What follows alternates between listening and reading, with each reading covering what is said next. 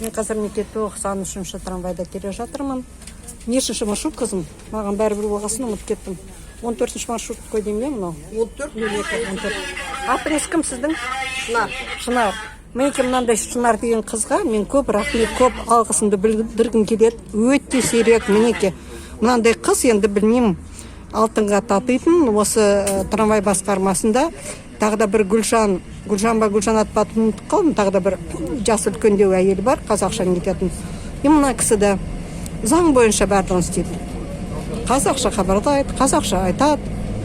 Керек болса да орысшасында нетеді, оғыл да әрине бар. Бірақ та мінеке қашан көрсем де осылай.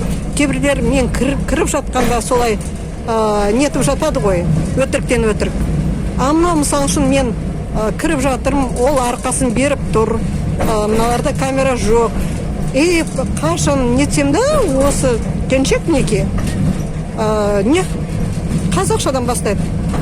Мен содан қатты ризамын. Мінеке осындай недерден муслим айырылмаса, мен сол муслимді енді кетсін орнынан, әкімдер кетсін орнынан деп сөйтіп нете бермеймін ғой, талап ете бермеймін ғой. Осындай адамдар трамвай басқармасында жасау керек. Кондукторларда, жүргізушілерде, контролерларда сол айтарым. Респект, қызым, саған көп рахмет.